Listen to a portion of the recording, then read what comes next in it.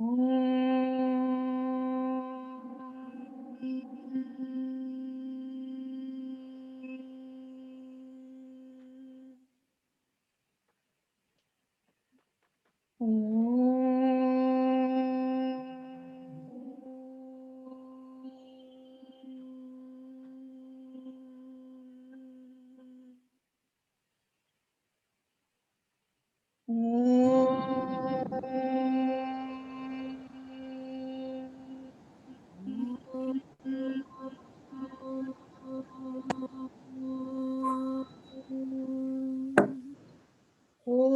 सहना भवतु सहनौ भुनक्तु सह वीर्यं कर्वावहै तेजस्विनावधीतमस्तु मा विद्विषावहै। ॐ शान्ति शान्ति शान्तिः। गुरुर्ब्रह्मा गुरुर्विष्णुः गुरुर्देवो महेश्वरः गुरुः साक्षात् परब्रह्म तस्मै श्री गुरवे नमः।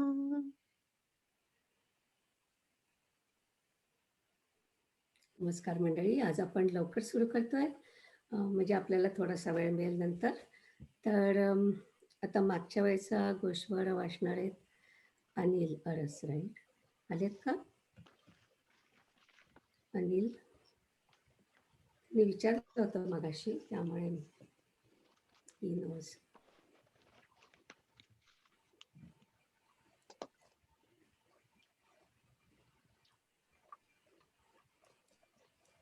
ते टाईम विसरले बहुतेक.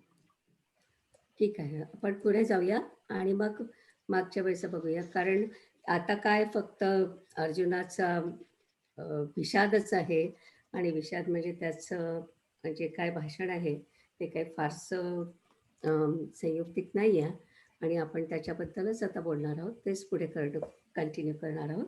तर नीला सुरू कर. तू म्हणजे 37 आपण वाचला नाही ना, तर आपण तिथून सुरू करूया. चालेल? ओके. मग ते PDF हे करणार आहेत का मी माझ्या ह्याच्यातनं वाचू? हा, नाही, PDF करतील ना. हा, दिनकर तुम्ही करता PDF? आता आपल्याला वाटलं होतं की गोष्वार आपण आधी वाचू. हा, थोडंसं लहान केलं तरी चालेल मला वाटतं रे. हा, बस. Good good.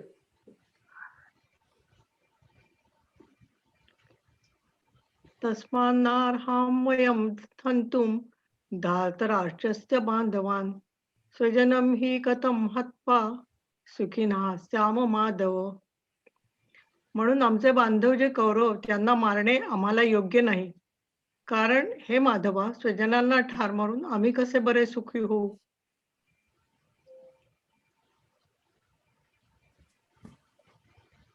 म्हणून मी हे करणार नाही, या लढाईमध्ये हत्यार धरणार नाही, कारण हे युद्ध अनेक प्रकारांनी निंद्य दिसत आहे. तुझ्याशी ताटातूट होईल तर मग सांग आमचे काय राहिले. हे कृष्णा, तुझ्या वाचून त्या दुःखाने आमचे हृदय दुभंग होईल. एवढ्या करता कौरव मारले जावेत आणि आम्ही भोग भोगावेत, हे राहू दे. ही गोष्ट घडणे अशक्य आहे, असे अर्जुन म्हणाला. आता पुढे थोडं मोठं केलं जरा संस्कृत जरा बरं दिसेल. करतील मोठं थोडं? हा, मीच त्यांना आता कमी करायला सांगितलं. थोडं ऍडजस्ट करायला वेळ लागेल मला वाटतं. ठीक आहे. नाही, हे झालं आपलं ना का नाही? खाली ओव्या वाचायच्या.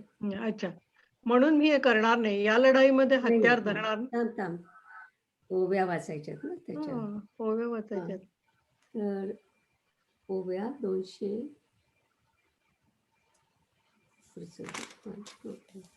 233च्या ओव्या. यस. म्हणून मी हे. हा, म्हणून मी हे न करी, ये संग्रामी शस्त्र न धरी, हे किडाळ भोवती परी दिसत असे. तुझसी अंतराय होईल, मग सांगे आमचे काय उरेल. तेणे दुःखे हिये फुटेल तुझविण कृष्णा. म्हणून गौरव हे वधिजती, मग आम्ही भोग भोगिजती. हे असो माता घडती, अर्जुन म्हणे. यद्यप्येतेन पश्यन्ति लोभोपहत चेतसः कुलक्षय कृतं दोषं मित्रद्रोहे च पातकम् कथं न देयम् अस्माभिः पापाद् अस्मान्निवर्तितुं कुलक्षय कृतं दोषं प्रपश्यत बी जनार्दन. हम्म. हे कौरव अभिमानाच्या मदाने भडकून जाऊन जरी लढण्याकरता आले आहेत तरी पण आम्ही आपले हित कशात आहे हे पाहिले पाहिजे. आपलेच आप्तसंबंधी आपण मारावे हे असे भलतेच कसे करावे. जाणून बुजून कालकूट कसे घ्यावे. अहो महाराज, रस्त्याने चालले असता अकस्मात सिंह आडवा आला तर त्याला चुकवून जाण्यातच हित ठीक आहे. हित आहे. असलेला उजेड टाकून अंधकूपाचा आश्रय केला तर देवा त्यात काय लाभ आहे सांग बरे. किंवा समोर अग्नी पाहून त्याला चुकवून जर आपण पलीकडे गेलो नाही तर तो एका क्षणात आपणास घेरून जाळून टाकेल. त्याप्रमाणे हे मूर्तिमंत दोष आमच्या अंगावर आदळू पाहत आहेत. हे समजत असताही या कामी कसे प्रवृत्त व्हावे. त्यावेळी असे बोलून पार्थ म्हणाला, देवा ऐक, मी तुला या पापाचा भयंकरपणा सांगतो. हे अभिमानमध्ये भुलले जरी पा संग्राम आले तरी आम्ही हित आपुले जाणावे लागे. हे ऐसे कैसे करावे जे आपुले आपण मारावे. जाणत जाणताची सेवावे काळकूट.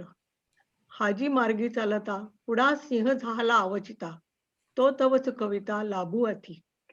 असता प्रकाशू सांडावा मग अंधकूप आश्रावा. तरी तेथ कवणू देवा लाभू सांगे. का समोर अग्नी देखोनी जरी न वचिजे ओसंडोनी तरी क्षणा एका कवळूनी जाळू सके. तैसे दोष हे मूर्त अंगी वाजो असती पाहत. हे जाणताही केवी येथ प्रवर्तावे. ऐसे पार्थात ये अवसरी म्हणे देवा अवधारी. या कल्मशाची थोरी सांगेन तुझ. कुलश्चय प्रणश्यन्ति कुलधर्मः सनातनः. धर्मे नष्टे कुलं कृष्ण अधर्मो अभिभवत्युत.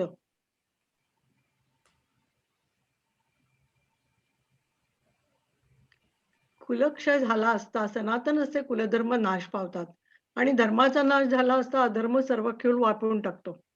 ज्याप्रमाणे लाकडाने लाकूड घासले असता तेथे एक अग्नी उत्पन्न होतो आणि तो भडकला म्हणजे सर्व लाकडांना जाळून टाकतो. त्याप्रमाणे कुळामध्ये मत्सराने एकमेकांनी जर एकमेकांचा वध केला तर त्या भयंकर महादोषाने कुळच नाशाला पावते. म्हणून या पापाने वंशपरंपरागत आलेल्या कुळधर्माचा लोप होतो आणि मग कुळामध्ये अधर्मच माजतो. जैसे काष्ठे काष्ठमतीचे तेथ वन्नी एक उपजे. तेने काष्ठजात जाळीजे प्रज्वळलेनी. तैसा गोत्रींची परस्परे जरी वधू घडे मत्सरे तरी तेने महादोषे घोरे कुळची नाशी. म्हणून येणे पापे वंशज धर्मू लोपे मग अधर्मूची आरोपे कुळामाजी. अधर्माभिवा कृष्ण प्रदुष्यन्ति कुलस्त्रियः. स्त्रीषु दुष्टासु वार्ष्णेय जायते वर्णसंकरः. अधर्माने कुळ व्यापल्याने हे कृष्णा कुलस्त्रिया बिघडतात. हे वार्ष्णेया स्त्रिया बिघडल्याने वर्णसंकर होतो. येथे सारासार विचार कोणी कशाचे आचरण करावे व कर्तव्य काय अकर्तव्य काय या सगळ्या गोष्टी लोप पावतात. जवळ असलेला दिवा मालवून मग अंधारात वावरू लागले तर चांगल्या जागीही त्याप्रमाणे अडखळण्याचा प्रसंग येतो. त्याप्रमाणे ज्यावेळी कुलक्षय होतो त्यावेळी कुळात पहिल्यापासून चालत आलेल्या धर्माचा लोप होतो. मग तेथे पापा वाचून दुसरे काय असणार. त्यावेळी इंद्रिय व मन यांचा निग्रह थांबतो. त्यावेळी इंद्रिय स्वैर सुटतात. म्हणून कुलीन स्त्रियांकडून व्याभिचार घडतो. उच्च वर्णांच्या स्त्रियांचा नीच वर्णाच्या लोकात संचार होतो. अशा रीतीने वर्णसंकर होतो व त्यामुळे जाती धर्म मुळापासून उखडले जातात. ज्याप्रमाणे चव्हाट्यावर ठेवलेल्या बळीवर चारी बाजूनी कावळे येऊन पडतात त्याप्रमाणे महापापे अशा कुळात शिरतात. येथ सारासार विचारावे कवणे काय आचरावे आणि विधिनिषेध आगावे पारुशती. असता दीपू दवडीजे मग अंधकारी रहाटीजे. तरी उजूची का आढळीजे जयापरी. तैसा कुळी कुळक्षय होय तये वेळी तो आद्य धर्मू जाय. मग आन काही आहे पापा वाचुनी. जै यमनियम ठाकती. तेथे इंद्रिये सैरा विचरती. म्हणून व्याभिचार घडती कुळस्त्रियांसी. उत्तम अधमी संचरती. ऐसे वर्णावरण मिसळती. तेथे समूळ उपडती जाती धर्म. जैसे चोहटाची बळी पाविजे सैरा कावळी. तैसी महापापे कुळी प्रवेशती. शंकरो नरकायैव कुलज्ञानां कुलस्त्यच.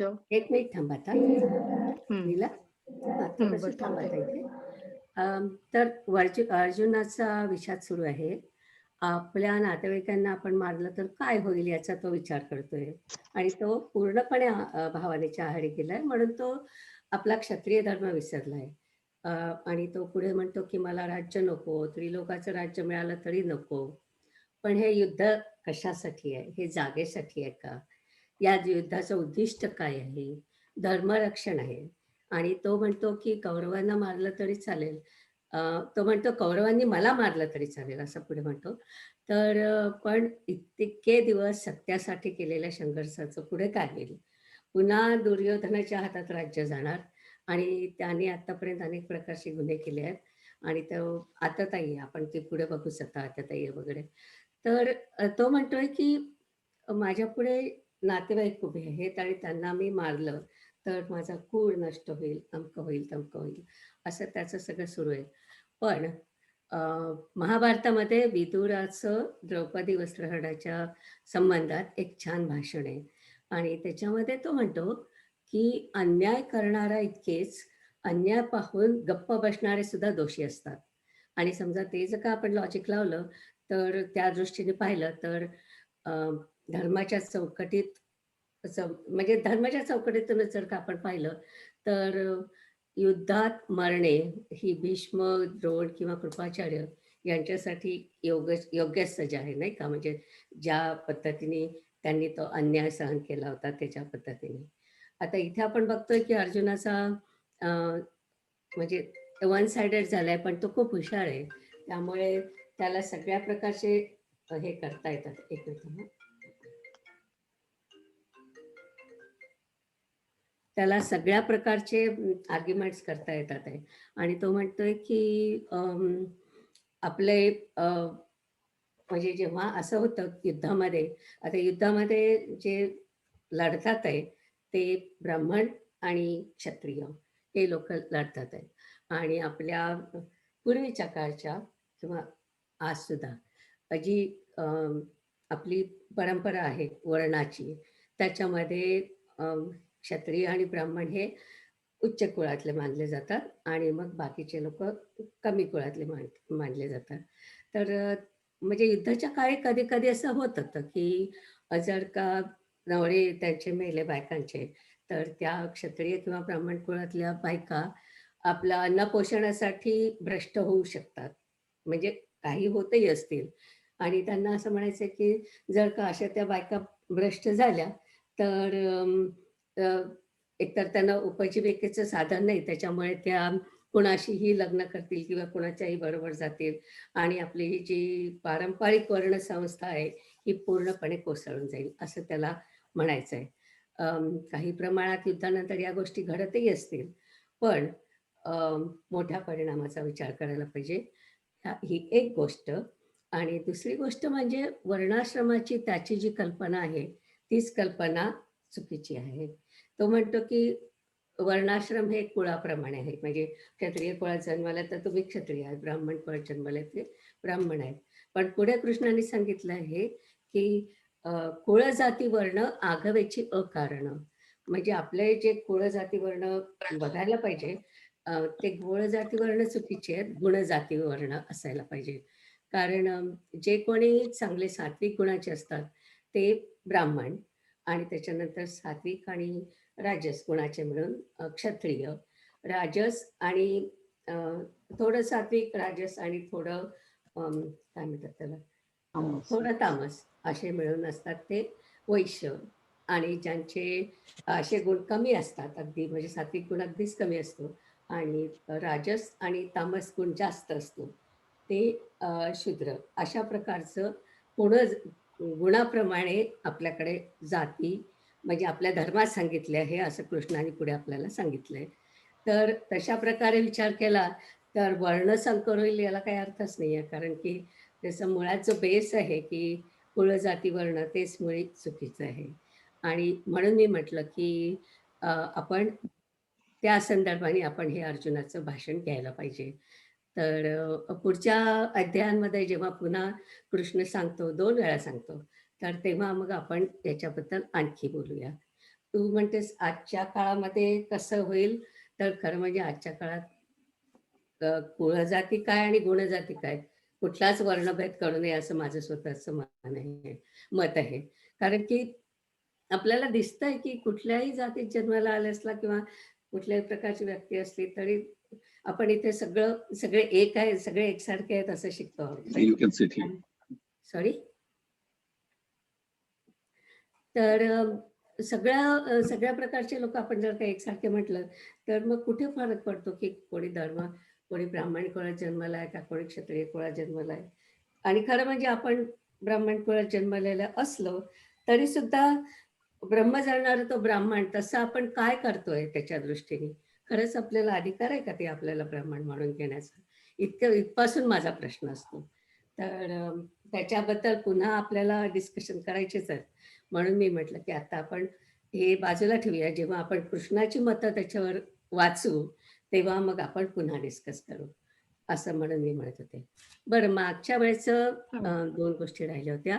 एक म्हणजे 2 शब्द. मधुसूदन म्हणजे मधु राक्षसाला मारणारा तो आणि शिवाय दुसरा अर्थ जो शंकराचार्यांनी सांगितलाय तो म्हणजे मधु म्हणजे अहंकार. तर जो आपला अहंकार दूर करतो तो मधुसूदन. असं कृष्णाचं नाव आहे असं शंकर भाषेमध्ये लिहिलंय. आणि जनार्दन या शब्दाचा अर्थ गैरकाम करणाऱ्यांना शिक्षा करणारा तो जनार्दन. तर ते 2 शब्द मागच्या वेळेचे राहिले होते. आणि मागच्या वेळच्या पैकी एक संध्याचा एक प्रश्न आहे, पण पहिला अध्याय जेव्हा आपण संपवू तेव्हा मी त्या प्रश्नाचं उत्तर देईन. तर आता आपण पुढे वाचूया. पुढे पुन्हा अर्जुनाचं तेच सुरू आहे. म्हणजे सगळा त्याचा तो पॅनिक मोडच सुरू आहे. त्यामुळे त्याच्यात मला असं वाटत नाही की त्याच्यात विशेष काही सांगण्यासारखं आहे म्हणून. पण वर्णसंकरावरती मला एवढं सांगायचं होतं. ठीक आहे नीला? बरोबर. पुढचं वाच. संकरो नरकायैव कुलज्ञानां कुलस्य च पतन्ति पितरो येषां लुप्तपिंडोदकक्रियाः. संकर झाला म्हणजे तो सर्व कुळाला आणि कुळघातक्यांना हटकून नरकाला नेतो. एक मिनिट थांबा. कारण मला पिंड वाटतं की पुढचं आपण ज्योत्स्नाला सांगितलं होतं वाचायला. नाही तिथं मला अगं, 264 पर्यंत, मला तू काही 45 पर्यंत दिलेत मला वाटतं. 264 पर्यंत. करेक्ट. ओके.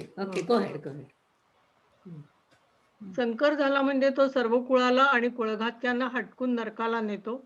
कारण पिंडदान आणि तर्पणादी क्रिया लुप्त झालेल्यांचे पितर पतन पावतात. मग त्या संपूर्ण कुळाला आणि कुळघातकांना या दोघांनाही नरकाला जावे लागते. पहा, याप्रमाणे वंशात वाढलेली सर्व प्रजा अधोगतीला जाते आणि मग त्यांचे स्वर्गातील पूर्वज फिरून परत येतात. ज्यावेळी रोज करायची धार्मिक कृत्य बंद पडतात आणि प्रसंगविशेषी करायची लोपतात, त्यावेळी कोण कोणाला तिलोदक देणार? असे झाल्यावर पितर काय करणार? स्वर्गात कसे राहणार? म्हणून ते देखील आपल्या भ्रष्ट कुळापाशी नरकात येतात.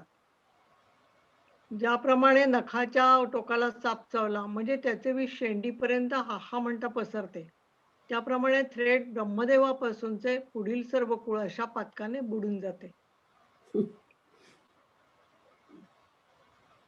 मग कुळतया अशेखा आणि कुळघातका येरा नरका जाणे आधी देखे वंशवृद्धी समस्त यापरी होय पतित. मग ओवांडिती स्वर्गस्थ पूर्वपुरुष तेथ नित्यादी क्रिया ठाके आणि नैमित्तिक कर्म पारुखे तेथ कवणा तिळोदके कवण अर्पी.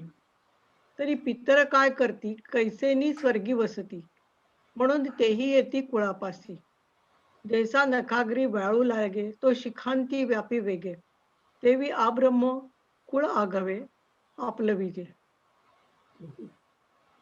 दोषे रहिते हे कुलज्ञानाम वर्णसंकार कारकैः उत्साद्यन्ते जातिधर्मः कुलधर्माश्च शाश्वताः उत्सन्न कुलधर्माणां मनुष्याणां जनार्दन नरके नियतं वासो भवति तनुशुश्रूषम् अहो पत महत्पापं कर्तुं व्यवसिता वयं यद्राज्यसुखलोभेन हन्तुं स्वजनमुद्यताः.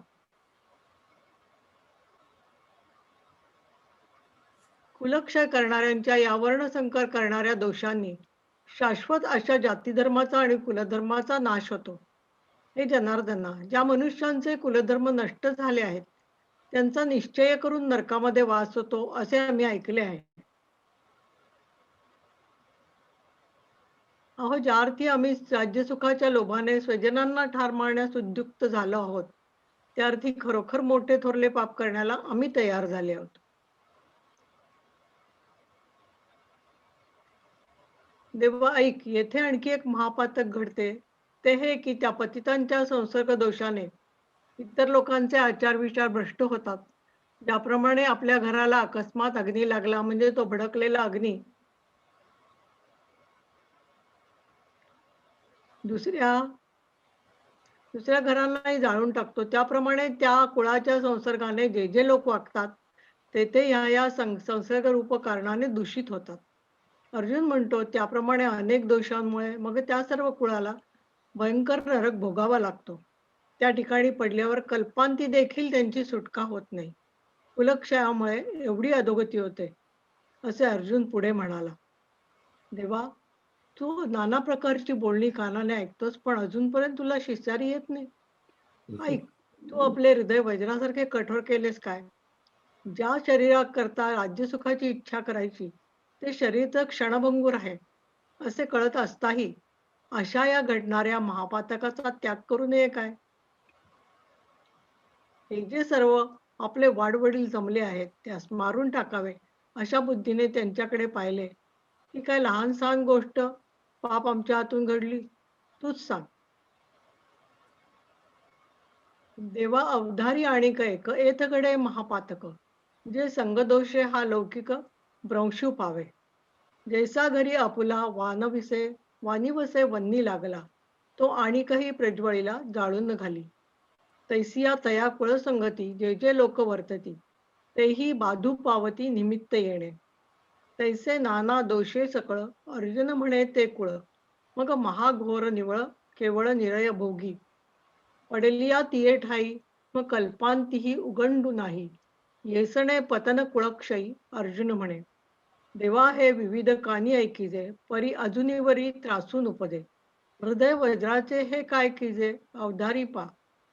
अपेक्षिजे राज्य सुख जया लागी ते तव क्षणिक ऐसे जाणताही दोख अव्वेरुना. देहे वडील सकळ आपुले वधावया दिठी सुदले सांग पा काय थेकुले घडले आम्हा. करू सुरुवात. ओके. श्लोक.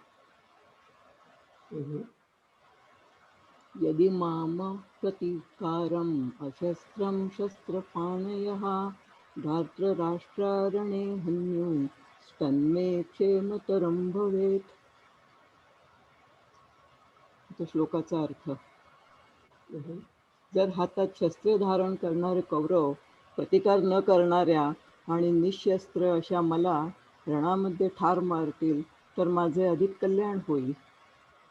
आता इतक्यावरही जगण्यापेक्षा आपण शस्त्रे टाकून देऊन त्यांचे बाण सहन करावे हे चांगले. असे केल्याने जितके दुःख भोगावे लागेल तितके सहन करावे. इतकेच काय, पण अशा करण्याने मृत्यूही जरी प्राप्त झाला तथापि तो अधिक चांगला. परंतु असे पातक करण्याची आपणास इच्छा नाही. याप्रमाणे अर्जुनाने आपले सर्व कुळ पाहून म्हटले की यांचा नाश करून मिळविलेले राज्य म्हणजे केवळ नरकभोग आहे. आता यावरी जे जियावे तयापासून हे बरवे जे शस्त्रे सांडूनी सहावे बाण यांचे. तयावरी होय जितुके ते मरणही वरी मिके परी येणे कल्मशे चाड नाही. ऐसे देखून सकळ. मी थांबते जरा, तो फोन जाऊ दे.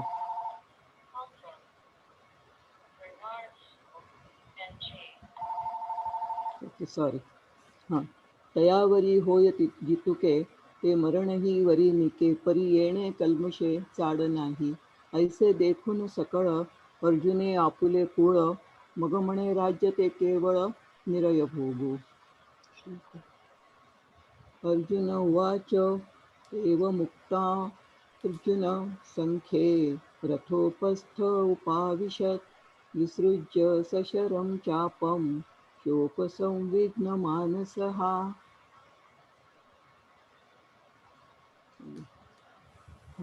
संजय म्हणाला, रणामध्ये याप्रमाणे बोलून धनुष्य आणि बाण टाकून शोकाने ज्याचे चित्त व्यापिले आहे असा अर्जुन रथाखाली उडी टाकून रथाच्या मागच्या भागाजवळ बसला.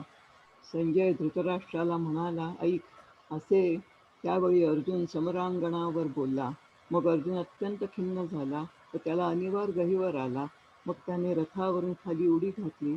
त्याप्रमाणे अधिकारावरून दूर झालेला राजपुत्र सर्व प्रकारांनी निस्तेज होतो, किंवा जसा राहूने ग्रासलेला सूर्य तेजरहित होतो, अथवा महासिद्धींच्या मोहाने पछाडलेला तपस्वी भुलतो आणि मग कामनेच्या तडाख्यात सापडून दीन होतो, त्याप्रमाणे त्याने जेव्हा रथाचा त्याग केला तेव्हा तो अर्जुन दुःखाने फार पीडलेला दिसला. मग धनुष्यबाण त्याने टाकून दिले व त्याला रडू आवरेना. संजय म्हणाला, राजा ऐक, तेथे अशी गोष्ट घडली. आता यावर तो वैकुंठपती कृष्ण अर्जुनाला खिन्न झालेला पाहून कोणत्या प्रकारे परमार्थाचा उपदेश करील ही आता पुढे येणारी सविस्तर कथा ऐकावयास फार कौतुककारक आहे, असे निवृत्तीनाथांचे शिष्य ज्ञानदेव म्हणतात. होया.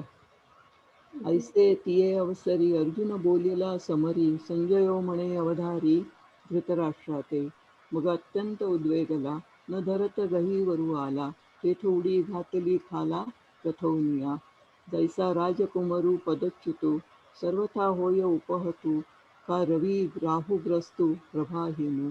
नातरी महासिद्धी संभ्रमे जिंतला तापसू भ्रमे. मग आकळूनी कामे दिनू कीजे. तैसा तो धनुर्धरू अत्यंत दुःखे जर्जरू. दिसे जेथ रहवरू त्यजिला तेणे. मग धनुष्यबाण सांडिले न धरत अश्रुपात आले. ऐसे ऐके राया तेथे वर्तले संजयो म्हणे. आता यावरी तो वैकुंठ नाथू देखोनी सफेद पार्थू. कवणे परी परमार्थू निरूपिल. ते सविस्तर पुढारी कथा अति सकौतुक ऐकता. ज्ञान देव म्हणे आता निवृत्तीदासो. ओम तत्सदिति श्रीमद्भगवद्गीतासु उपनिषत्सु ब्रह्मविद्यायां योगशास्त्रे श्रीकृष्णार्जुनसंवादे अर्जुनविषादयोगो नाम प्रथमोऽध्यायः. श्रीसच्चिदानन्दार्पणमस्तु. अनिल आले आहेत आता, तर मे बी अनिल तुम्ही आपली समरी वाचता मागच्या वर्षी. आम्ही थोडं पुढे गेलो तरी हरकत नाही. ऐकू येते? होय होय. सो अध्याय दुसरा सांख्या योग सारांश वाचायचा ना? नाही नाही नाही, तुम्हाला मागच्या वेळेचा सारांश वाचायचा होता. मागच्या या वेळेची समरी वाचायची होती. हो सॉरी, मला वाटलं आज माझं एंड ऑफ द क्लास मला वाचायची आहे म्हणून मी नाही. गेल्या वेळेचं काही लिहिलं नाही, सॉरी. एनिवे इट्स ओके, आपण पुढच्या वेळी बघूया. तर आता म्हणजे हे जे वाचलं होतं, म्हणजे हा जो शेवटचा श्लोक आहे तत्सदिती, कदाचित तुम्हाला सगळ्यांना त्याच्यावरचा अर्थ माहिती असेल, पण ज्यांना माहिती नाही त्यांना सांगते. ओम तत्सत म्हणजे आपण नेहमी म्हणतो की ब्रह्म म्हणजे सत्य आहे. त्याच्यानंतर इति अशा तऱ्हेने भगवद्गीतेतील उपनिषद म्हणजे उपनिषदातून आलेलं, ब्रह्मविद्येतील योगशास्त्रातील, म्हणजे योगशास्त्र म्हणजे जिथे कर्म आणि भक्ती शिकवले जातात ते कर्मयोगशास्त्र, भक्तियोग, संन्यास म्हणजे ज्ञानयोग, आणि ही सगळी वेदांतातील शिकवण आहे. तर याचं सार असणारं श्रीकृष्ण आणि अर्जुन यांच्या संवादातील अर्जुन विषादयोग नावाचा पहिला अध्याय संपला. तर गीतेत ब्रह्मविद्या आणि योगशास्त्र दोन्ही पण आहेत. आणि ज्ञानेश्वर महाराजांनी 6व्या अध्यायात अष्टांग योगाबद्दल पण खूप सविस्तरपणे सांगितलंय. तर संध्या, आता मी तुझ्या प्रश्नाचं उत्तर देते. संध्याचा प्रश्न होता की गीता आणि ज्ञानेश्वरी हे श्रुती आहे की स्मृती आहे. खरं म्हणजे हे श्रुती बेस आहे, म्हणजे एक्झॅक्टली श्रुती नाही आहे.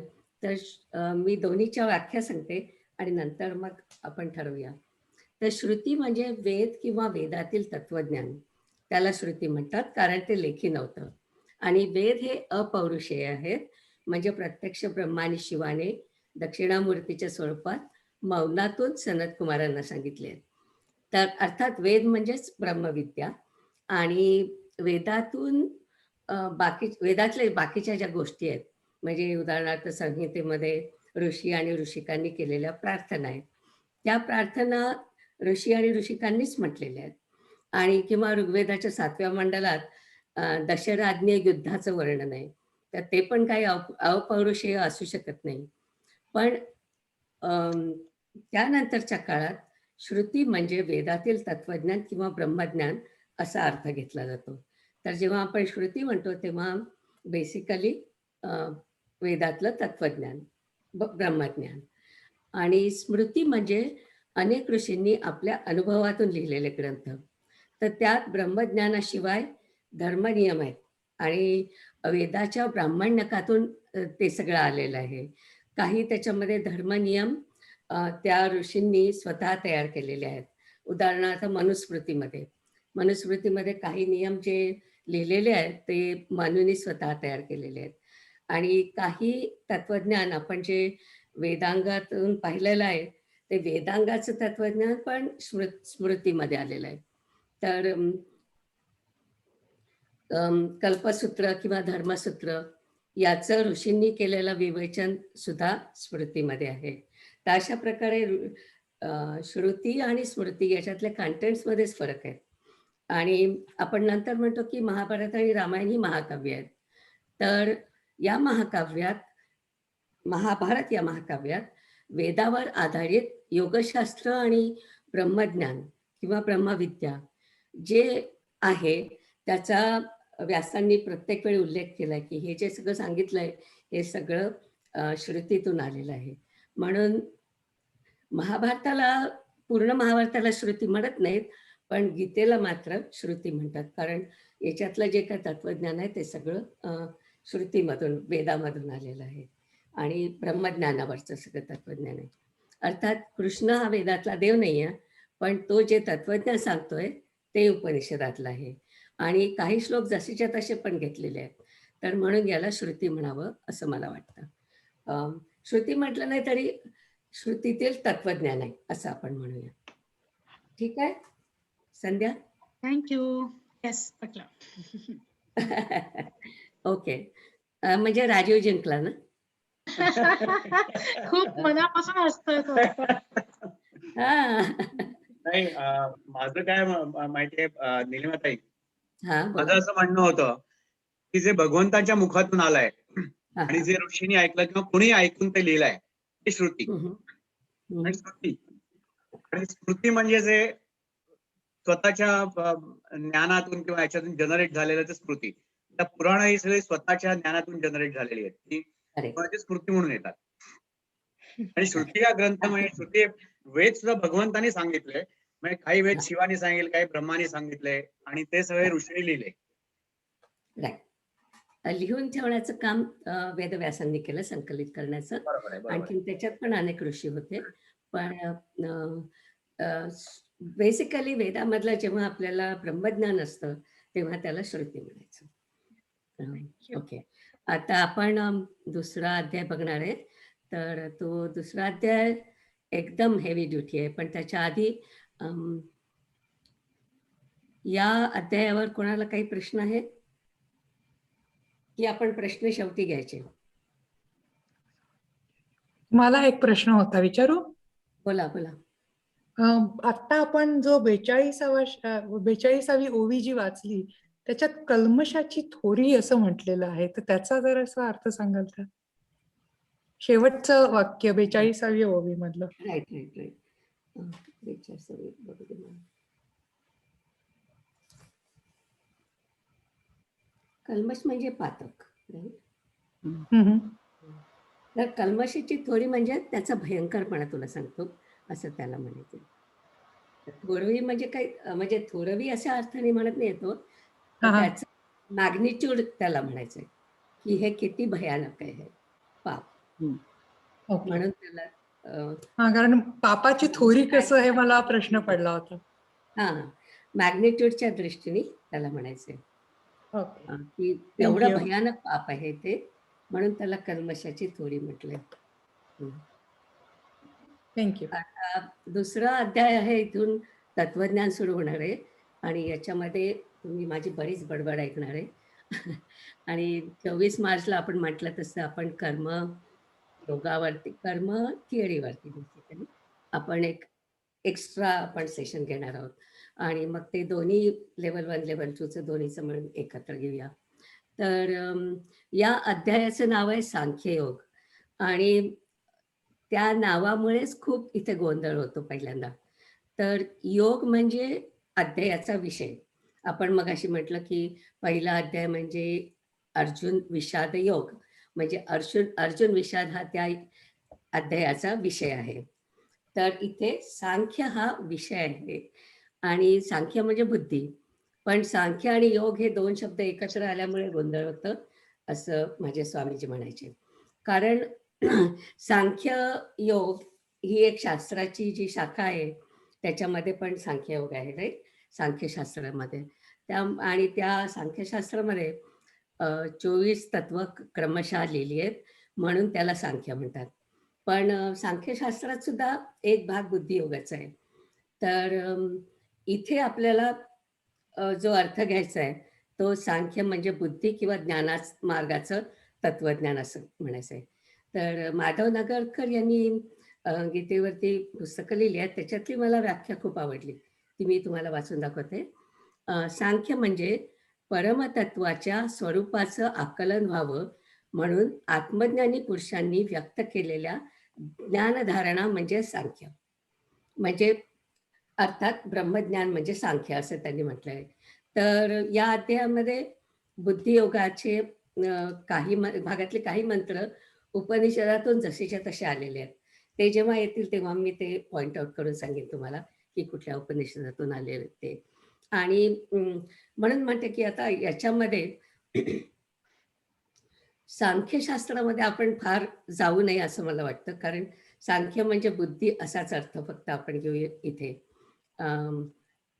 आणखीन एक सूचना करायची, अर्थात तुम्ही सगळ्यांनी गीतेचा अभ्यास केला त्यामुळे तुम्हाला माहिती आहे, पण माझ्यासारखे जे लोक मराठीतून येतात ना, त्यांना मराठीचं ज्ञान बाजूला ठेवायचं आहे. उदाहरणार्थ रागद्वेष मराठीत आहेत तसे संस्कृतमध्ये नाही. रागद्वेष म्हणजे आवडीनिवडी. आणि काम, काम म्हणजे मराठीतलं काम नाही किंवा कामसूत्रातलं पण नाही. काम म्हणजे आपण इच्छेप्रमाणे आपण जे करतो ते काम, किंवा 4 पुरुषांतांपैकी एक. तसंच कर्म शब्दाचे सुद्धा खूप अर्थ आहेत आणि संदर्भाप्रमाणे शंकराचार्यांनी त्याचे अर्थ सांगितले आहेत, ते आपण वेळोवेळी मी ते सांगेन तसे जसे आले तसे. आणि अर्थातच ज्ञानेश्वरांनी शंकराचार्यांच्या पावलावर पाऊल ठेवून हे सगळं समजून सांगितलं आपल्याला. तर या अध्यायामध्ये एकूण 5 विषय आहेत, म्हणून आपण या अध्यायावर खूप वेळ घालवणार आहोत. माझे गुरु स्वामी दयानंद सरस्वती म्हणायचे की तुम्हाला दुसरा अध्याय समजला तरच पुढची गीतं समजेल, इतकं त्याच्यावरती ते भर द्यायचे. तर त्याच्यातले पहिले 1 ते 10 श्लोक आहे तो अर्जुनाचा विषाद आहे आणि कृष्णाचं उत्तर आहे त्याच्यावरती. कृष्णाने त्याची निर्भत्सना केली वगैरे. 11 ते 30 मध्ये सांख्ययोग आहे, सांख्य म्हणजे बुद्धियोग आहे. 31 ते 38 मध्ये क्षत्रियाला युद्ध का करायला पाहिजे, स्वधर्म आणि स्वकर्म याच्यावरचं आहे. 39 ते 53 मध्ये निष्काम कर्मयोग आहे आणि शेवटी स्थितप्रज्ञाची लक्षणं, असा हा खच्चून भरलेला अध्याय आहे. आणि तर ते सुरू करण्याआधी मामा दांडेकरांनी एक खूप छान गोष्ट केली आहे की प्रत्येक अध्यायाच्या आधी त्यांनी आपल्याला एक सारांश दिलाय पूर्ण अध्यायाचा. तर तो आपण आधी वाचूया आणि त्याच्यानंतर मग आपण पुढच्या वेळेला आपण बघूया काय ते. तर कोण कोण वाचणार आहे? मी वाचणार आहे. जयश्री. हा, आलीस का? गुड. हो, केव्हाच पहिल्या ह्याच्यापासूनच आहे. Okay okay. जयश्री, पहिलं पान वाच आणि दुसरं पान प्रभा वाचतेय. ठीक आहे. अध्याय 2, सांख्य योग. मोक्षदानीम स्वतंत्र ज्ञानप्रधान हे शास्त्र, इतुलाले दुजी सूत्र उभारले. श्री ज्ञानेश्वर महाराजांच्या मताप्रमाणे गीतेत कर्म, उपासना व ज्ञान ह्या तिन्ही मार्गांची जरी चर्चा असली तरी गीताशास्त्र हे मुख्यतः ज्ञानप्रधान असून जीवाला अपेक्षणीय असलेल्या मोक्षाची प्राप्ती करून देण्याच्या बाबतीत ते स्वतंत्र आहे. ह्या अध्यायात सांख्यशास्त्राचा अभिप्राय सांगून बुद्धियोगही भगवंतांनी थोडक्यात सांगितला आहे. त्याचा अनुवाद ज्ञानदेवांनी कसा केला आहे ते आपण पाहू. रणक्षेत्रावर आपल्या समोर उभा असलेला सर्व आप्त समुदाय पाहून अर्जुनाच्या ठिकाणी अनिवार्य शोक व करुणा उत्पन्न होऊन चिखलात रुतलेल्या राजहंसाप्रमाणे त्याची स्थिती झाली. ती पाहून त्याला त्या महामोहातून सोडवण्याकरता भगवंतांनी उपदेश करण्यात या अध्यायात सुरुवात केली आहे. प्रथमतः अर्जुनाला त्याच्या शौर्य, सामर्थ्य व पराक्रम या गुणांची आठवण करून देऊन सांप्रतच्या प्रसंगी निशस्त्र होणे हे षंढासारखे आहे. त्यामुळे तुझी असलेली प्रतिष्ठा तर जाईलच, परंतु इहपर लोकांची तुला काळजी लागली आहे. ते दोन्ही लोक तुला अंतरतील असे सांगितले. तरी देखील अर्जुन देवालाच उलट शिकवताना दिसतो. देवा, हे युद्ध नाही, हे मोठे पातक घडत आहे. इष्टमित्र, सोयरे, भीष्म द्रोणांसारखे पूज्य गुरुजन यांचा वध माझ्या हातून होत आहे.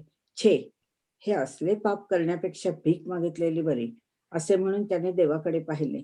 तेव्हा देवाला आपले म्हणणे पटत नाही असे त्याला दिसले. यावेळी मात्र अधिक काही न बोलता आपला देवाच्या ठिकाणी असलेला अनन्य भाव प्रकट करून तो देवाला शरण गेला व मला तर माझे हित कळत नाही, तूच मला योग्य व धर्म्य काय आहे ते सांग, असे विनवून म्हणाला.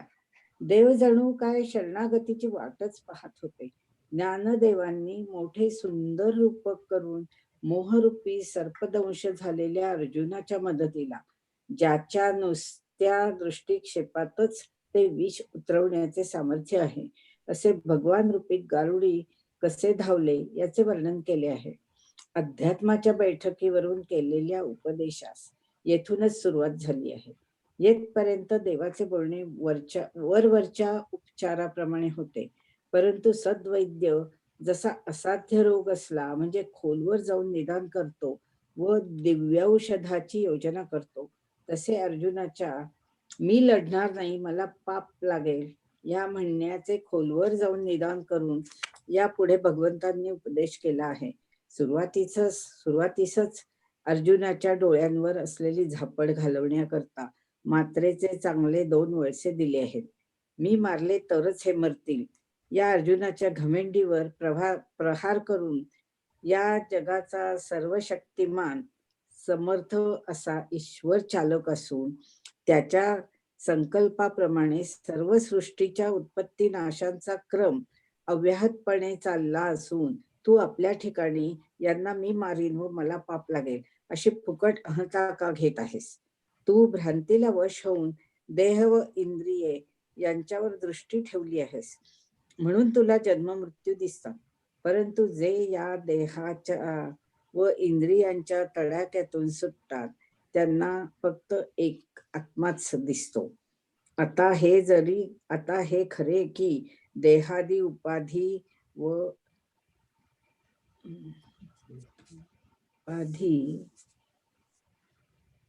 व चैतन्य यांची सरमिसळ झाली आहे व ती वेगळी करणे कठीण आहे.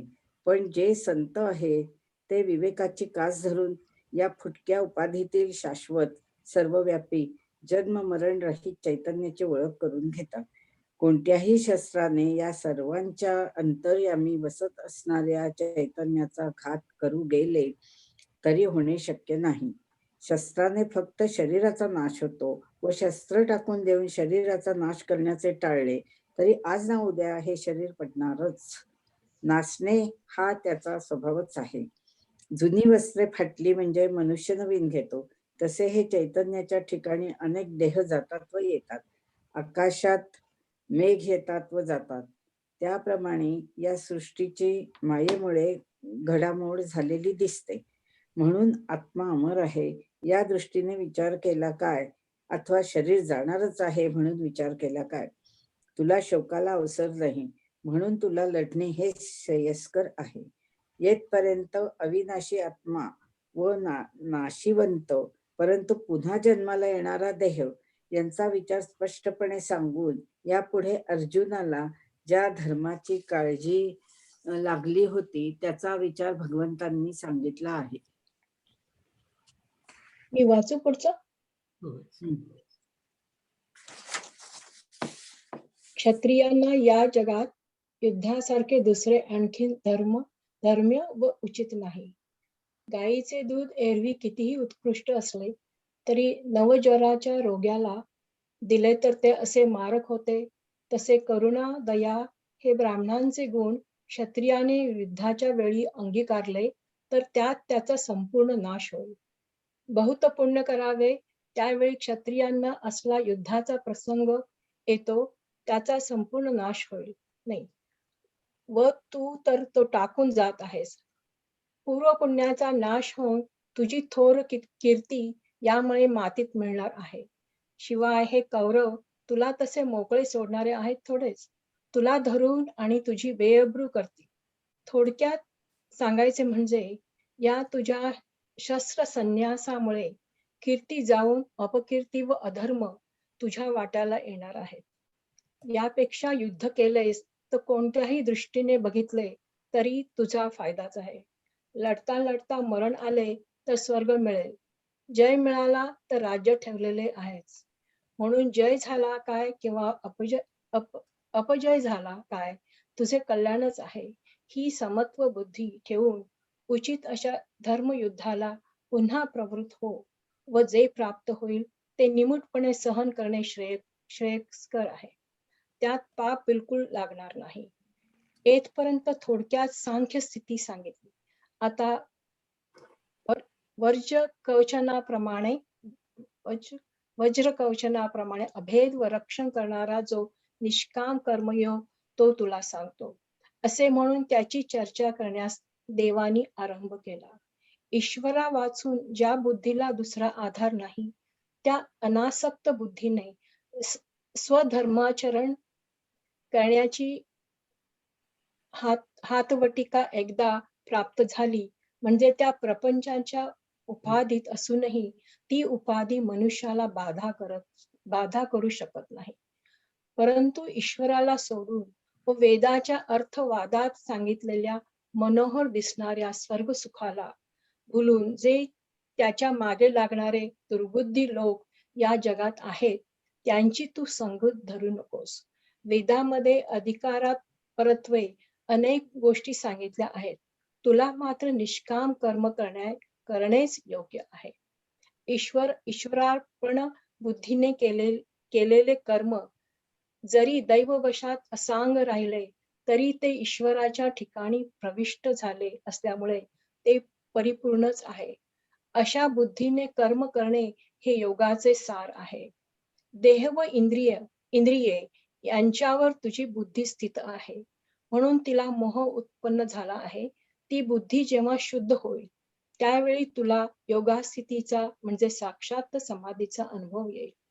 समाधीचे हे अद्भुत वर्णन ऐकल्याबरोबर अर्जुनाच्या तोंडाला पाणी सुटले व त्याने या समाधी सुखाचा निरंतर अनुभव कोणी घेतला आहे का, त्याची स्थिती व आचरण देवा मला सांगाल का, अशी देवाला विनवणी केली. तेथून पुढे देव समाधी स्थितीच्या अथवा स्थितप्रज्ञांची लक्षणे सांगत आहेत. समाधिस्थाची समाधिस्थाची अथवा स्थितप्रज्ञांची लक्षणे सांगत आहेत. देहरूपी प्रपंचाची उपाधी सोडून अंतर्यामीच्या आनंदाने जो तृप्त आहे, कोणतीही कामना ज्याला शिवत नाही, देहावर दुःखाचे कितीही प्रसंग आले तरी ज्याचे चित्त महासुखात निमग्न असते, उद्विग्न होत नाही, आपल्या आनंदाचा प्रकाश चंद्राप्रमाणे जो सर्वांना सारखा देतो, योगी लोकांनाही दुर्दम्य अशी इंद्रिये ज्याच्या स्वाधीन आहेत, अशा मला हृदयात साठविल्यामुळे रसासारख्या विषयांचीही त्यापुढे मातब्बरी नाही. या ठिकाणी भगवंतांनी ज्यांच्या ठिकाणी मनाची चंचलता असल्यामुळे इंद्रिय निग्रह नाही, त्यांना सुखलेशही मिळत नाही, याचे वर्णन करून पूर्णतेच्या जवळ आलेल्या पुरुषांनाही इंद्रिय निग्रहाची केवढी आवश्यकता आहे याचे प्रतिपादन केले आहे. विषयाची नुसती आठवण चित्तात राहिली तरी संपूर्ण नाशाचे ते बीज आहे. परंतु हे स्थितप्रज्ञ पुरुष सदा जागे राहिलेले असतात. ते अनंत सुख समृद्धात बुडी देऊन राहिल्यामुळे सुख समुद्रात बुडी देऊन राहिल्यामुळे हे काय हृदय सिद्धी सारखे का वृद्धी सिद्धी सारखे ऐश्वर्यही ज्यांच्या खिचगणीत येत नाही, असे परमानंदाचे पुष्ट झालेले पुरुष जगद्रूप बनून जगातच वावरतात. या बोधावर सर्व काळ असल्यामुळे देहपात व्हायचाच प्रसंग आला तरी त्यांच्या चित्तात कोणतीही गडबड न उडता खपली पडावी तसा त्यांचा देह न कळत पडतो. देवाचे ते बोलणे ऐकून अर्जुनाला मनातून हर्ष झाला. त्याच्या मनात होते तेच देवाने सांगितले असे त्याला वाटले. आपला हा विचार देवाला अर्जुन पुढच्या अध्यायात सांगेल. अशी ही त्याची समरी आहे. म्हटलं तसं त्याच्यामध्ये 5 टॉपिक्स आहेत आणि ते आता पुढच्या वेळेपासून आपण बघणार आहोत. ॲक्च्युअली याच्यामधलं कृष्णाने अर्जुनाचा जो विषाद होता तो कसा हँडल केला ते पण खूप पाहण्यासारखं आहे. तो बोलत नाही जोपर्यंत अर्जुन शरण येत नाही तोपर्यंत कृष्ण अजिबात बोलत नाही. आणि आपल्याला जेव्हा आपल्या मुलांच्या याच्यामध्ये प्रश्न येतो किंवा मुलं आपले कटकट करतात तेव्हा सुद्धा मी याच्याकडे बघते की त्यांनी कसं हँडल केलं होतं. की मुलं जेव्हा रागवले असतात तेव्हा त्यांच्याशी काही बोलायचं नाही, थोडेसे शांत झाल्यानंतर त्यांना हळूहळू सांगायचं. तर हे पण आपण याच्यातून छोट्या छोट्या गोष्टी सुद्धा आपण याच्यातून शिकत असतो. एनिवे, तर आता आपण पसायदान म्हणूया आणि नंतर मग काही प्रश्नोत्तर किंवा गप्पा. ओके, आणि ज्यांना जायचं असेल ते जाऊ शकतील मग, किंवा ज्यांना नुसतं बसायचं असेल, प्रश्न असतील त्यांनी थांबूया. ओके, संध्या.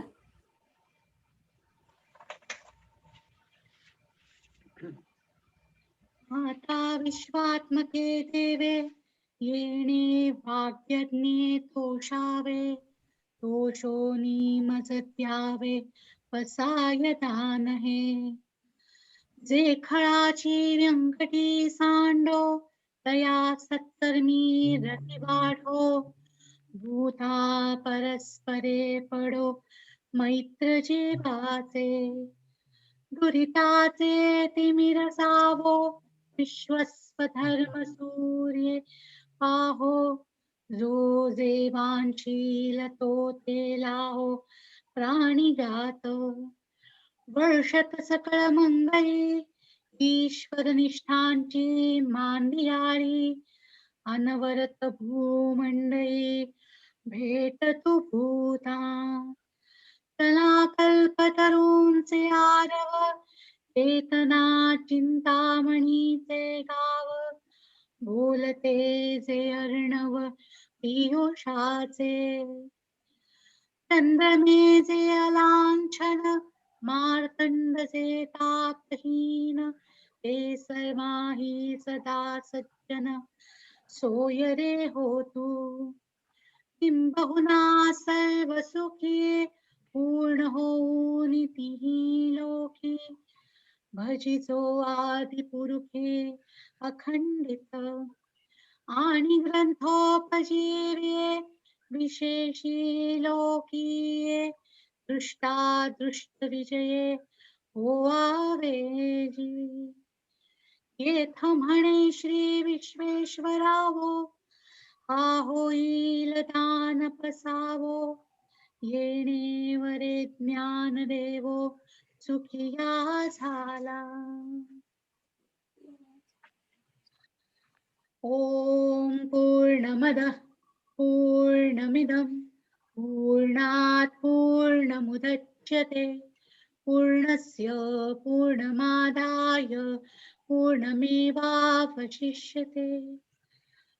ओम शांति शांति शांतिः.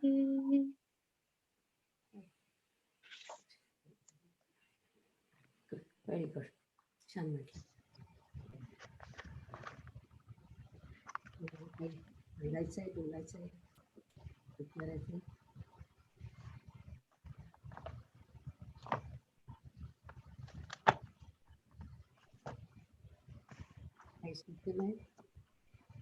हा, सतीश थत्ते यांनी मला एक प्रश्न विचारला होता, तो पण मी त्याचं उत्तर मार्च 24ला आपण जे कर्माबद्दल बोलणार आहे तेव्हा देईन.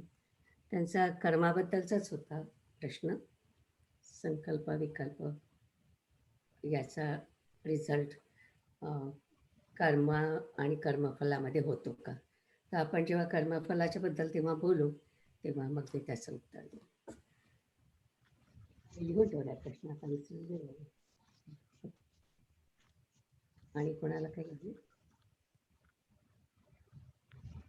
कसं वाटतंय आणि कोणाला काय आवडलं या पहिल्या अध्यायातलं ज्ञानेश्वरांच्या. नीलिमा, मला एक प्रश्न आहे. बोला. तू म्हणालीस की त्या द्रौपदी वस्त्रहरणाच्या वेळेला जे जे लोक तिथे होते आणि त्यांनी पाहिलं आणि ऑब्जेक्शन घेतलं नाही ते सगळे पापी होते म्हणून त्यांना मारणं उचित आहे, राईट? पण त्यावेळेला तिथे विदुर पण होते ना, मग विदुर कसे सुटले त्याच्यातनं? विदुरनी ऑब्जेक्शन घेतलं होतं त्याच्यावरती, पण बाकीचे नुसतेच गप्पा बसले होते. विदुरानेच हे म्हटलं की असं कसं तुम्ही सगळेजण करतात, म्हणजे त्याच्या पॉवरमध्ये होतं त्याने ते सगळं केलं होतं आणि रिझाईन, राईट? सो त्याची काही ते ठेवलं नाही, पण बरोबर आहे. नाही, पण वॉक आउट म्हणजे काय? वॉक आउट म्हणजे जस्ट रन अवे बेसिकली, नाही का? ही रिझाईन ऍक्च्युअली. त्याला तिथे राहायचं नव्हतं त्यांच्या बरोबर. म्हणजे पण मग तेव्हाच म्हणजे त्या सभेतूनच उठून जायला पाहिजे होतं असं माझं मत आहे की he should have protested there की मी हे बघणार नाही, मी निघालो, नाही का? आता आपण ह्याच्याबद्दल बोलूया, ज्ञानेश्वरी बद्दल. काय कोणची ओवी आवडली, कोणाला काही आवडलं किंवा आपल्याला काही बदल करायचे असतील तर कमान. मला असं वाटतं की ज्ञानेश्वरीचं सुंदरपण याच्यामध्ये येतं की त्यातल्या उपमा अतिशय सुंदर आहे. बरोबर. की जसं त्यांनी एक सांगितलंय की अर्जुनाची केविलवाणी स्थिती कशी होती, तर ती भुंग्यासारखी होती. ती भुंगा कठीण लाकूड फोडू शकतो, पण कमळातून ते बाहेर पडू नाही शकत. फार सुंदर उपमा आहेत. मला त्यांची ती हळुवारपणाची पण आवडते, चकोर तलग्याची.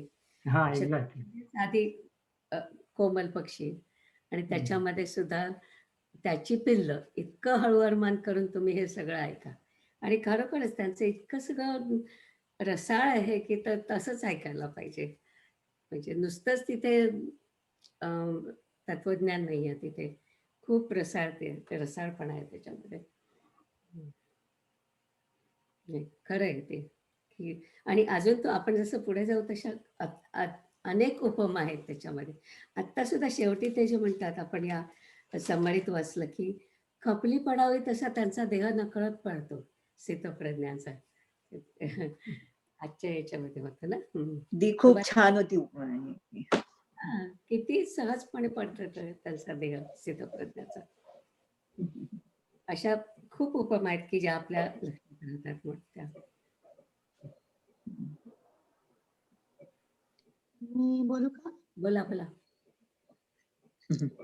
मला ऍक्च्युली म्हणजे मला आवडलेले ज्ञानेश्वरीतला भाव आणि तो मला गीतेच्या अन्वयात सापडला नाही, तो म्हणजे अध्याय पहिल्यामध्ये श्लोक 35. अर्जुन असे ओवी 227. अर्जुन असे म्हणतो की मधुसूदना, हे सर्व मला मारण्यास तयार झाले तरी मी त्यांना काही मारू शकत नाही. त्रैलोक्याच्या राज्यासाठीही मी त्यांना काही मारू शकत नाही. आम्ही असे केले तर आमच्या विषयी कोणाचाही आदर राहणार नाही. आणि म्हणजे हे सगळं गीतेत वर्णन आहे. पण यात पुढे माऊली असे म्हणतात की अर्जुनाला असंही वाटते की कृष्ण त्यांना अंतर देईल, तो दुरावेल. हा भाव गीतेत नाही, पण माऊलींनी व्यक्त केला आहे. कृष्ण त्यांच्या बाजूनी असूनही त्याला असे वाटते की तो त्यांच्या नजरेतून उतरेल.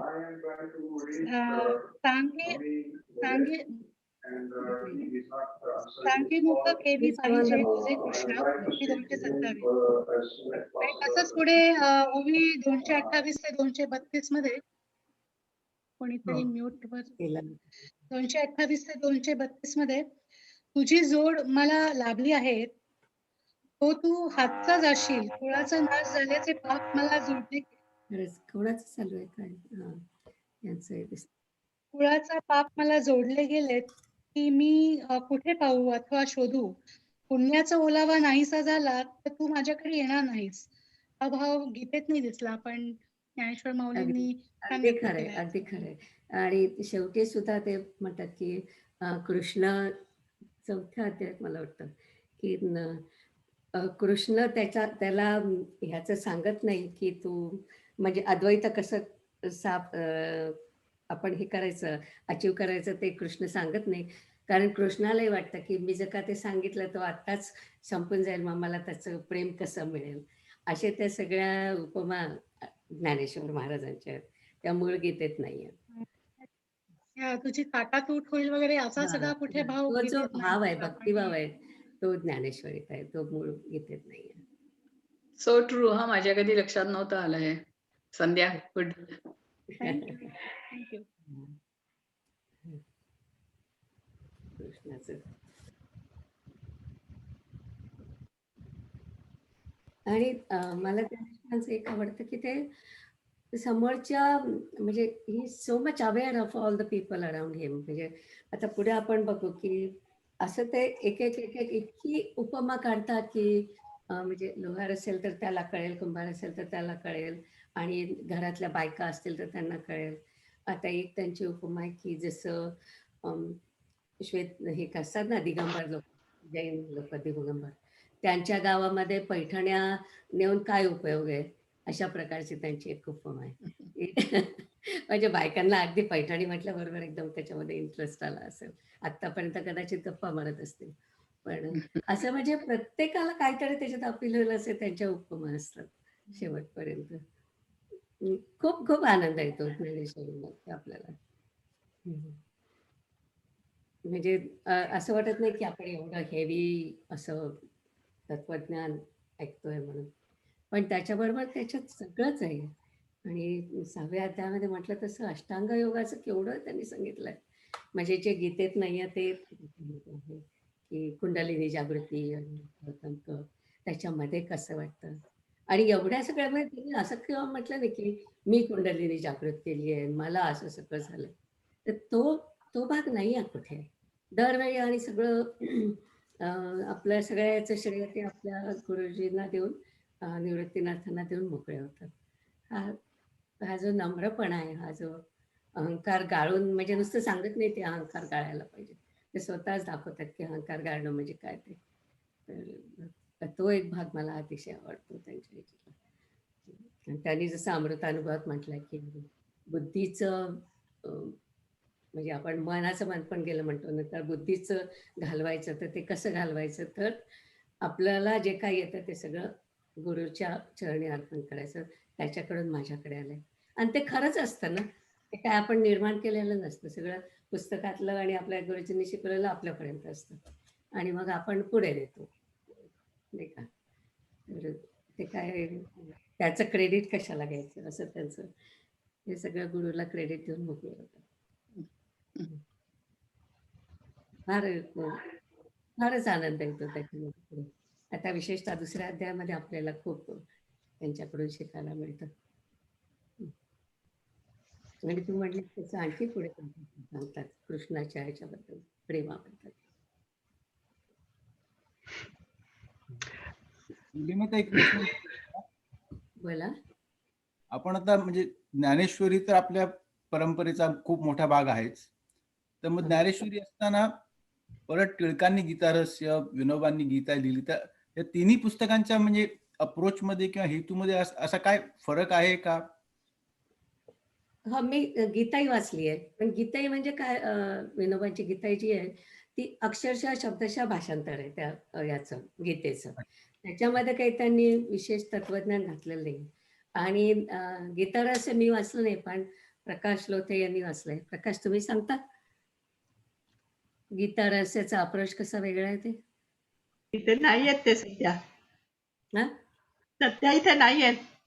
अच्छा अच्छा. त्यांनी वाचले. आपण पुढच्या वेळी त्यांना- अशोकला बोलायचं. हो, बोला बोला. अशोक, तुम्ही वाचले गीतारहस्य? हो, म्हणजे गीता रहस्याचं त्या पुस्तकाचं टिळकांनी स्वतः जे दुसरं नाव दिलंय ते आहे कर्मयोगशास्त्र. अच्छा. त्यात त्यांचा भर आहे सगळा कर्मावरती. भक्तीवरती तेवढं प्राधान्य नाहीये त्यांच्या ह्याच्यात. त्यांनी सांख्यबद्दल बरंच, म्हणजे ज्ञानयोग त्याच्याबद्दल बरंच लिहिलंय, पण भक्तीबद्दल त्यांनी इतकं त्याला महत्व नाही दिलं जे ज्ञानेश्वर महाराजांनी दिलंय. टिळकांनी आणि त्यांनी काळाला धरून ते केलेलं आहे. इंग्रज आपल्याकडे अगदी ठाण मांडून बसलेले होते, त्यांना कसं काढायचं त्यासाठी कर्मयोग वृत्ती यायला हवी होती समाजात, आणि त्यासाठी त्यांनी तो अप्रोच घेतलाय. अच्छा. आणि तुरुंगात बसून लिहिलंय चक्क.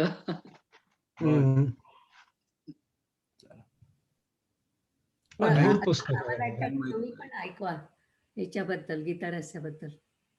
आपण असं वेगळं करू त्याचं. हा, आपण तुमचं एक भाषण ठेवू एकदा, म्हणजे अपार्ट फ्रॉम दिस थिंग्स,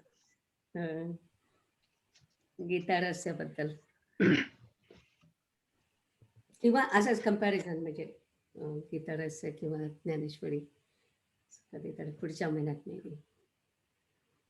आणखीन एक प्रश्न आहे मला. जसं ज्ञानेश्वर आणि टिळक ह्या लोकांनी गीतेवर लिहिलंय भाष्य, तसं इतर भाषांमध्ये पण कोणी लिहिलंय का गीतेवर? असेलच मला वाटतं, मला माहिती नाही. मला पण नाही माहिती. असलंच पाहिजे, कारण सगळीकडे वाचली जाते ना Gita.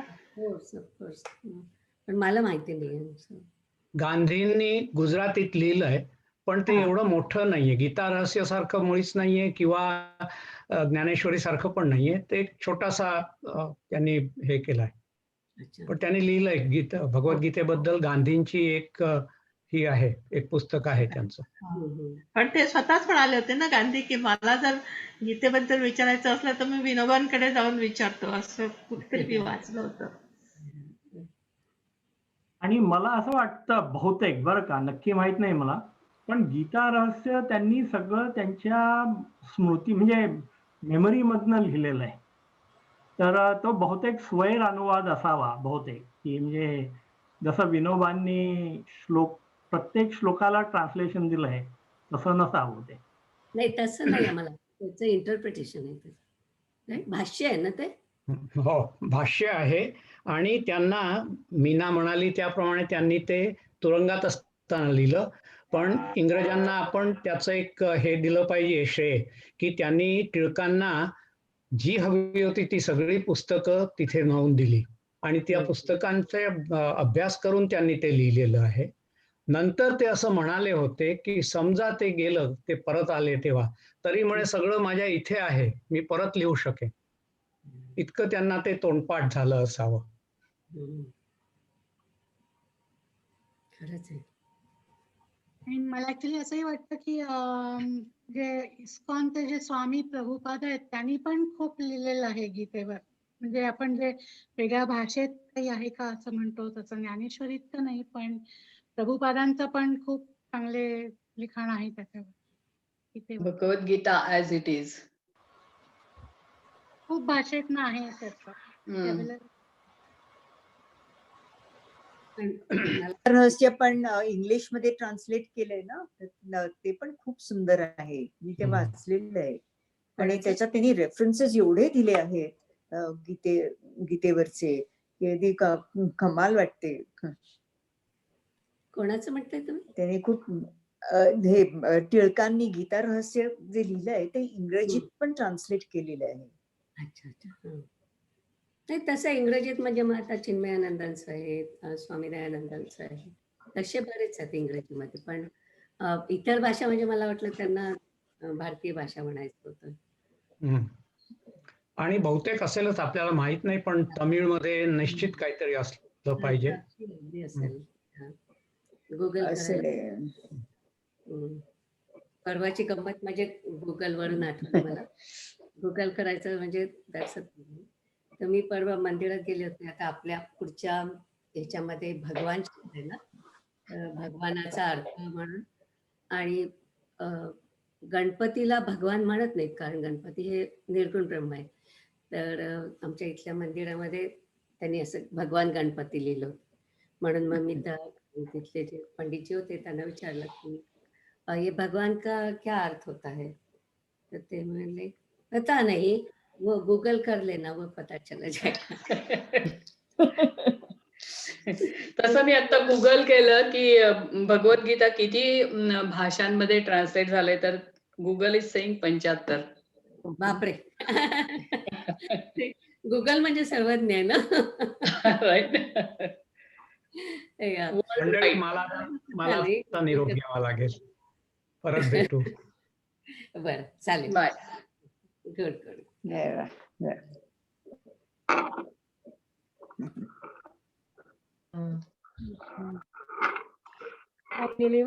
Thanks. Good night. Thank you everybody. Good night. छान झाला पहिला अध्याय. आणि मला नेहमी वाटतं की पहिला अध्याय नुसता अर्जुन विषाद योग आहे, पण त्याच्यातलं मुख्य असं वाटतं की पहिल्यांदा जेव्हा मी गीतेचा पहिला अध्यायाचं ऐकलं त्याच्याबद्दल, तर ते सगळं किती पटत असतं की हो, आपल्याच गुरुजनांना, आपल्याच नातेवाईकांना कसं मारायचं, आणि ते बरोबरच आहे. आणि अजूनही मला कधी कधी खरंच प्रश्न पडतो की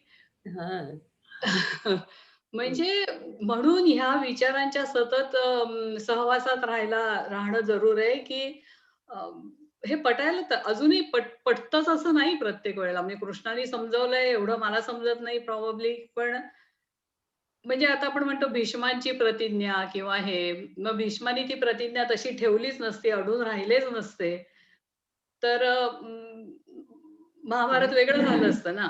पण त्यांनी त्याला महत्व दिलं. तसं ह्यानी अर्जुनाला वाटलं की नाही, मी माझ्या गुरूंना कसं मारणार ज्यांनी मला शिकवलंय, काहीही झालं तरी ते बरोबरच नाही असं म्हटलं तर नाही का. पण मग कृष्ण त्याला सांगतो ना की सगळं पूर्ण पटवतं त्याचं whole Gita. Right. I know. पण आपल्याला खरंच आहे म्हणजे, आणि हा अर्जुन सुद्धा खूप हुशार होता ना, त्यामुळे त्यांनी ते जो वाद घातलाय तो अगदी लॉजिकल आहे ना. ते म्हणजे आपल्याला दोन्ही म्हणजे शंकराचार्यांसारखं झालं. शंकराचार्य कुठलंही भाष्य करतात ना, त्याच्या आधी पूर्वमीमांसा देतात, म्हणजे काहीतरी दुसऱ्या बाजूचं देतात, आणि ते आपण वाचलं की आपल्याला वाटतं अरे हे बरोबर आहे, आणि मग शंकराचार्य ते खोडून टाकतात. तसंच इथं होतं की आपल्याला असं वाटतं बरोबर आहे, मग कृष्ण सांगतात नाही सगळं कसं म्हणतो अधर्माच्या बाजूनी उभा राहतो. अधर्माच्या बाजूनी जी लोक उभी आहेत त्यांचा नाश करायलाच पाहिजे. That is the main thing, नाही का. अधर्म हे कृष्णाने सांगितलं म्हणून पटलं, बाकी अधर्म ठरवायचं म्हणजे रोजच्या जीवनात नाही. अगं म्हणजे बघ, हे द्रौपदीवरती किंवा राज्य न देण्याबाबत जो अन्याय ते करत असतात कौरव लोक, हा अधर्म आहे. आणि त्या बाजूला ते लोक जे उभे राहतात त्यांचा म्हणजे नाश होणंच योग्य आहे असं मला बरोबर आहे. Maybe by the time we go through Dnyaneshwari काहीतरी एखाद्या पटेल, पण अवघड हो असतं. मला अजून आश्चर्य, मला ना. पहिल्यांदाच हे असं हे झालं. मला आय ऑलवेज फेल्ट की एवढं जे पाप अलाव केली गेली, तर त्या बाजूला जर तुम्ही ती बाजू जर तुम्ही घेतलीत, तर तुम्हाला शिक्षा ही म्हणजे कर्माची तुमच्या म्हणा, किंवा तुम्ही अधर्माच्या बाजूने राहिलात तर ते तुमचा नाशाकडेच तुम्हाला नेणार ते तुमचे डिसिजन्स. ते असं मला बरोबर आहे, पण कुठल्या माणसाने ठरवायचं की पाप कुठलंय आणि हे कुठलंय? म्हणजे आजच्या जगात ते अवघड आहे. मला एक असा एक अच्छा. विचार येतो, कारण अर्जुनाने स्वतःकडे करते पण घेतलं. वेळेस भगवानांचं म्हणणं, अरे मी सगळ्यांना मारूनच ठेवलं, तू कोण मारणार आणि काय? त्याच्यामुळे असं आयुष्यात सुद्धा अशा गोष्टी येतात की त्या घडतच असतं. आपल्याला वाटतं आपण करत असतो, पण त्या आपल्या पूर्वसंचिताप्रमाणे किंवा आपल्या काही म्हणजे डेस्टिनी प्रमाणे त्या घडत असतात. फक्त आपण त्याच्यात we have to witness consciousness, असं मुक्तानंद बाबा म्हणायचं ते. We have to just witness it. So ह्याच्यात पाप आणि पुण्याचं हे येतच नाही, ते आपण काही करतच नसतो. तर आपल्याला फक्त ते कर्म आपल्याला करायला सांगितलं ते करायलाच लागतं. म्हणजे त्याच्यात इथे सांगितलं त्यांनी. क्रेडिट घेतलं की आपण गेलो खलास. आणि जेव्हा कृष्ण जातो शिष्टाईला, तेव्हा द्रौपदी त्याला आपले केस दाखवते आणि म्हणते, कृष्ण म्हणजे केसांची आठवण ठेव. तेव्हा तिला तो म्हणतो की हे कौरव तर सगळे आधी मेलेलेच आहेत, मी त्यांना मारणार नाही. जेव्हा तुझ्या केसांनी त्यांनी तुझ्या वस्त्राला हात घातला तेव्हाच ते मेले. आता फक्त हे युद्ध होईल आणि त्याच्यात ते प्रत्यक्ष मरताना तुला दिसतील, तर तू काळजी करू नको. म्हणजे हे सगळं ऑलरेडी डिसाइडेड प्रेडेस्टिन्ड होतं. कृष्ण आणि अर्जुन हा संवाद फक्त आपल्याला हे ज्ञान शिकवण्यासाठी आहे असं वाटतं. बरं, ओके. ओके. मला पण निघायला हवं. थँक्यू सो मच निलिमा ताई, छान झालं पहिलं ते. येस. थँक्यू. थँक्यू.